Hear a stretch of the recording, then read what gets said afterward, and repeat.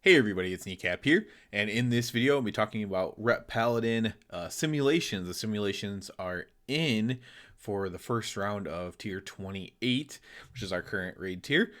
And yeah, I was pretty excited about this, so I thought I'd make a video about it. I was checking out everything. And yeah, so simulations, you'll hear me talk about that a lot in my videos, where I have an opinion on something, but I'm like, we have to wait for the simulation to make sure. And this is the simulations, right? So no matter how much I, practice something on the PTR or, fiddle around with different things, it can't be, millions of iterations run. Now, sometimes simulations can be wrong, like if the information inputted is incorrect, for example. For example, there was something not working right with execution sentence at the beginning of the expansion, which led everyone to think that like Venthyr was going to be the best covenant starting out. However, Kyrian was, and it kind of seemed obvious that Kyrian was going to be, but the simulation said otherwise at one point, and so they can be wrong, but it's usually just because of like input error, coding error, that kind of stuff. So I'm here on bloodmallet.com. This is where it's been updated already. The profile for simulation craft is not quite updated yet. I guess it'll be updated on the next build according to the guy who does it. He said it is updated on Bloodmallet, so this is where I'm at, looking how everything has shaped out. So number one, pretty much everything is kind of how I expected, with one major difference, and that'll be a legendary actually. One major difference there than what maybe I would have initially expected based on my testing, mostly because I didn't even test that legendary, I suppose. Just didn't necessarily make sense to me, just to even test it, but it is pretty good, at least based on these simulations. So let's go ahead and get started and go through the different things here. So first, this is on patchwork, so that's single target. Legendaries, we'll go through legendaries first. So right here, no surprise here, this is all of my testing would have assumed this. All of these are going to be in Kyrian. Kyrian overall is going to be the best covenant. There are niche uses of other covenants. You could just be a simp Night Fae and be boosting up somebody else. That's perfectly fine. You could be, it's not great, but you could be an Ashen Hollow Rat, or Necrolord has its own pluses as well. But all these are going to be for Kyrian because it's just overall the best as far as damage goes. So, final verdict, number one for single target on Legendary, and it's not particularly close at all. So, what you're going to see here is if you have a full single target boss, or you're basically not casting a Divine Storm at all, or maybe you could cast one or two to try to pad, but you don't really need to. Final verdict's going to be the way to go for single target, just far and away the strongest legendary, and that's exactly what my testing would have said as well. Some interesting things here for second and third is Of Dusk and Dawn, and then Vanguard's Momentum. And Vanguard's Momentum is the interesting one. So you might not even know what this one is. This one is from Sire Denathrius.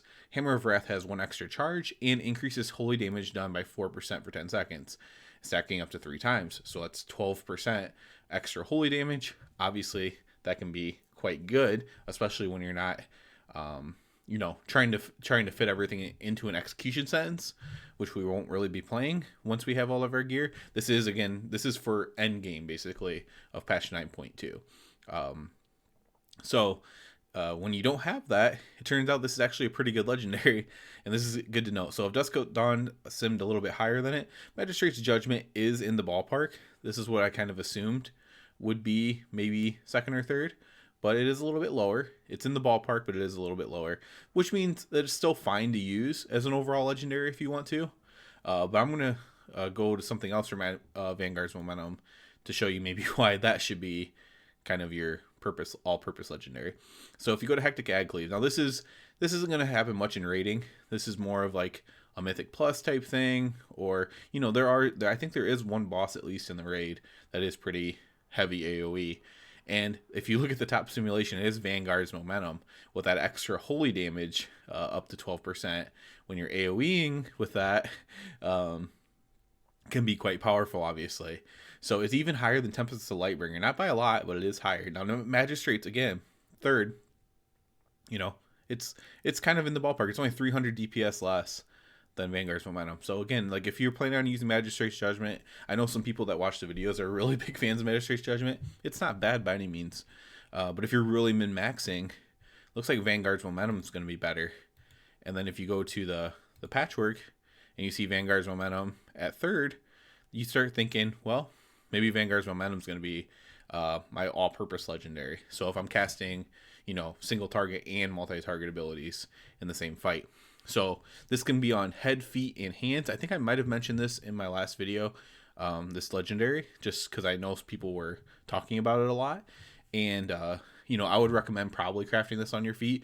Maybe eventually you move it to your head, depending on where your tiers are at. But probably craft this on your feet to be safe. If you want to go that route. I think I'm going to go that route and replace Magistrate's Judgment just because I kind of like this legendary. It just is flat increase of damage. Let's go to, races. That doesn't really matter that much. Secondary distributions, that doesn't matter that much either. Soulbind is interesting because that's something I actually tested out. So again, because of the profile, right, because we're not running Execution Sentence, you see Forge Light Prime pass over Pelagos just by a little bit here. Pelagos is a very strong Soulbind in the game, but without the Execution Sentence, it does put Forge Light Prime a little higher. That's also what I got in my testing, so that all checks out to me. Again, this is the single target. We'll see if Hectic Avcleave changes anything here. Yeah, so Hectic Avcleave, you actually like the Necro a little bit better, and especially Bonesmith here can really, yeah, I'd imagine actually Bonesmith, I know what his ability does with the, I believe, no, that's Marlith. I don't know what Bonesmith does actually, so to be completely honest. So Bonesmith with the Vanguard's Momentum could possibly be your best bet for just straight AoEing. That's definitely a possibility there. Maybe a switch over, maybe for Mythic Plus, maybe for, a rating counter that involves that. Forge Light Prime, if you're just going to stick with Kyrian, still going to be your best choice there though. But that is interesting. I haven't looked at the Hectic Avcleave on some of these. So again, just Kyrian, you're going to be playing Kyrian most of the time anyways, and Forge Light probably going to be your best choice there. Talents. Okay, so talents are another thing that I tested. Let's start with the first row. Zeal, Righteous Verdict, Execution Sentence. This row is fairly close. Zeal on top. Not by as much as I thought it would be, though. Zeal is only a little bit ahead of Righteous Verdict, actually. I know there's some people, again, who like to play Righteous Verdict. This actually isn't that bad. Zeal obviously combines better with the tier set bonus. This might be, maybe they did Wind Fury. I don't know, actually. If they, right now there's a thing with Wind Fury Totem that it consumes, Wind Fury procs consume stacks of your Zeal. So it actually doesn't give you that much of a buff or whatever. So I wonder if that's factored in, if that's going to get fixed, or if that's intended to work. Either way, that could be some reasons on why it's so close. But it is pretty close. Zeal is the top notch there. I actually just kind of like playing Zeal better. It's kind of cool.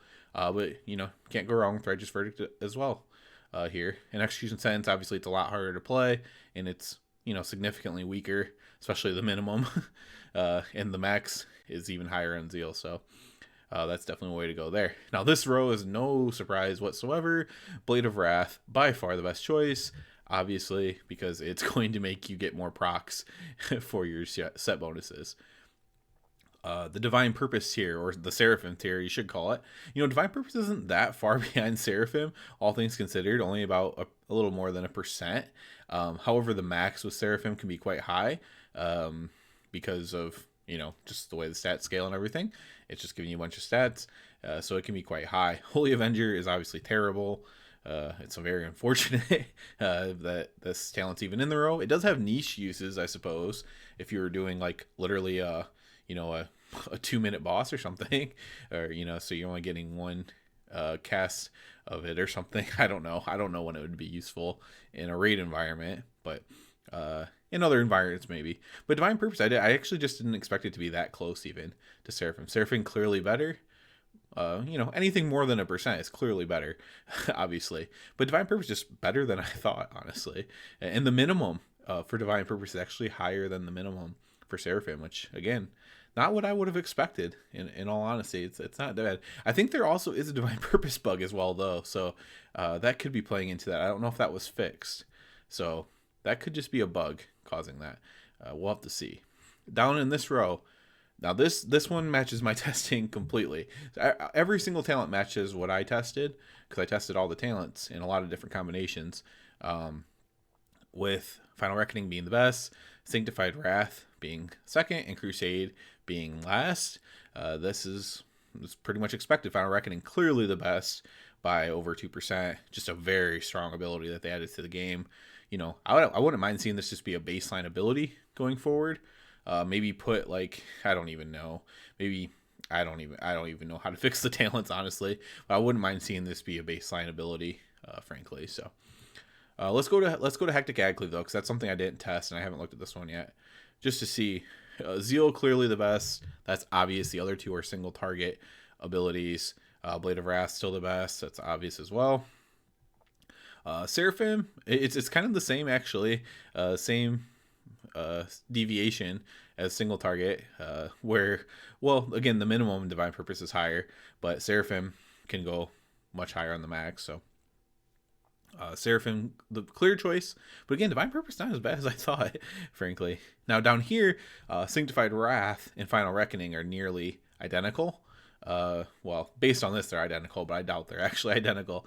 Final Reckoning and Sanctified Wrath, just very, very good. Both good for AoE situations. If you're not actually going to be hitting stuff with the Final Reckoning, so, you know, for whatever reason, I mean, it should always be up with your wings, so I guess there should be no reason why. And Sanctified Wrath only works with your wings, so yeah, I guess that makes sense. I'll probably stick with Final Reckoning, but Sanctified Wrath, good choice as well. You can't go wrong with that. I think, honestly, if you have more time, because it extends your duration, maybe even go with Sanctified Wrath there, if it's going to be like a constant AoE. Let's go to tier sets, then trinkets. So tier set, this is, you know, kind of obvious. I just kind of wanted to show the DPS that it's kind of giving here. So the 2-piece got improved, you know, pretty substantially. Each of these is about giving about 1,000 or so DPS, the 2-piece and the 4-piece. It ends up being like 7.45 or something like that for each of them then, which adds up to, you know, almost 15% damage gain from our tier sets, which isn't as bad as what I expected.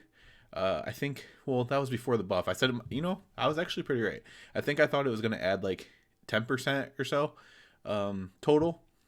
And then I thought, now this is just my thought. So I say I was right, but I was right kind of, right? So I thought the 2-piece was just majorly stronger. And so I thought it was like maybe a 5% increase, which would put it up to 15%. But I think I was, you know, maybe that just correlates with the 4-piece as well. So maybe that's just accurate. That's just how it felt to me. So it was a nice buff. I think they said it was more like a 3% buff or something like that. But, you know, whichever way, you know, the end number ends up being about the same. So, by the way, if you'll see all these end numbers here, like for the max DPS, if these are correct, still waiting for the actual simulation craft numbers to come through. But if these roundabout numbers are correct, a lot of them are like 15,400. That'll kind of put us in the middle of the pack as far as DPS goes, which isn't too bad. It's not as doomy and gloomy. Last one we're gonna look at. Oh, let's see if it does anything more for Hectic Agcleave. No, not really. not a ton more. Let's look at trinkets to finish up here. I'll talk a little bit about trinkets. This is something I didn't test very much, so I definitely do want to talk about these. So the first sigil is tops. This is basically you gain the power of your covenant signature ability. Now this is not like divine toll. This would be like your file, right? Your file from your steward. So that part's not really super useful. And you gain a ton of versatility. Based on this tooltip, it's a 5-minute cooldown, which is pretty crazy, but that is also a ton of damage. So basically your opener is incredibly powerful. That's the way you want to look at that. And that's an on-use trinket. And, you know, that one's grading out the highest at max level. 278 is max level. The Quantum Device. This is a well-known, well-used trinket. You'd have to farm this from Mythic Plus, and this is right behind it, again on use. Now this is the best equipped trinket you're going to find, other than File.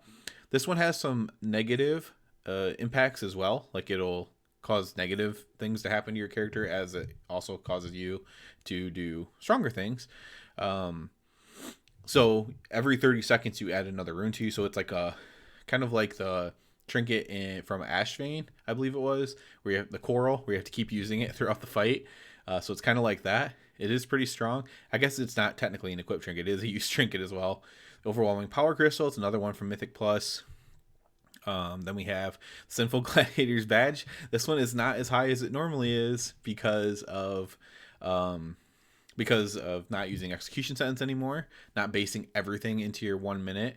It's still really good though, and early on in the tier or whatever, it might be worth, if you can get your PvP rating up and stuff, it still might be worth farming this. Next up we have Old Warrior Soul. So if you actually have, I never got a mythic one off of Sylvanas, so I only have a heroic one. But if you have the mythic one, this one's pretty good for a while, right? So you'd have to get up. Let's one people will probably get. Let's say, I mean, Quantum Device is going to be better than it right away. Yeah, I mean that's not even that close. Quantum Device is going to be better than it right away in the new patch here, but basically any Quantum Device you get is going to be better as long as it's like a plus whatever it would be, 10 plus 15. I don't know exactly where the eye levels are, but still a good trinket though. It'll be really good for when you're doing prog and stuff until you get a better one. We have Spare Meat Hook, Vaulted Countermeasure, File, Putrefaction. These really do kind of tame down a little bit. You're really going to be looking for, maybe even 2 on-use trinkets here. If you just refuse to play 2 on-use trinkets, you're going to be looking at either getting a absolute max level File or still using your Old Warrior Soul, even a 246 one. If you're looking for only equipped trinkets. So I thought that was kind of interesting. So there's a world where I'll be using my 246 Old Warrior Soul for quite a while, at least, unless I decide to go the route of using 2 on uses, which I might. It's just annoying more than anything. But let's look at the Hectic Ag Cleave for trinkets. Again, this is heavy AoE. Scars of Fraternal Strife. That's that one where you add runes to yourself. That one's by far the best. First Sigil. So for straight AoE, we have rating trinkets at the top. Old Warrior Soul is still really good, especially if you have a mythic one. And then Inscrutable Quantum Device is really high as well. So kind of some interesting things. Old Warrior Soul is a really good trinket overall, at least for Ret Paladin. So it's some interesting things there. So those are the first look at some of those for the Hectic Ag Cleave is me. But overall, my takeaways are, I'm pretty happy. If we end up being in the middle of the DPS, I mean, we should be ecstatic for that because it looked pretty grim there for a while, that we might be very, very at the bottom. So if we're in the middle, that's great. My testing pretty much bore out everything that was, simulated. So I'm not super surprised by that. Vanguard's Momentum, as I switch over here, definitely my biggest surprise. I did not believe the hype of it. People were testing it, saying it was hype. I did not believe it. I thought this was another their Ashen Hollow thing going on here. But no, Vanguard's Momentum is very good. So I'll probably actually be logging on and crafting some Vanguard's Momentum boots or something for myself. So I have that as an option as an overall legendary. Obviously, like I said, if you like Magistrate's Judgment and you just want to play with that, it's not that much worse, man. It's less than 100 DPS on single, and it's it's gonna be a little bit less, like 360 DPS less on multi-target. So it's not major or everything. So if you want to play Magistrate's Judgment, play Magistrate's Judgment. Would be my guess right now. So I'm not saying that any of these things are like the official stuff, because I like to wait at least until the first week of raid, and then maybe the second week after we actually have enough in-game simulations, I guess you'd say, with all the people on Warcraft logs and stuff, to be like, okay, yeah, this is okay. Wait, because what happens is you look and see, wait, why is this higher than what we simulated? Someone figures out where the bug was or where the miscoding was, and then you figure out something's better. I like to have that live results before I make my DPS guide. But this is generally the information that you need to kind of know this stuff. And, you know, expect my Brett Pally DPS guide to be coming out, not obviously next week with the first raid, but the week after that. So the week of Mythic Raid, probably have Ret Paladin DPS guide coming out. It's going to be a lot of the same stuff I talked about here. I'll talk about a little bit about the little slight differences of rotation and stuff like that, but it's going to be mostly the stuff here. So that's it for this one. As always, I do ask you to please subscribe to the video. It helps me out so much. And other than that, everybody, have a good one.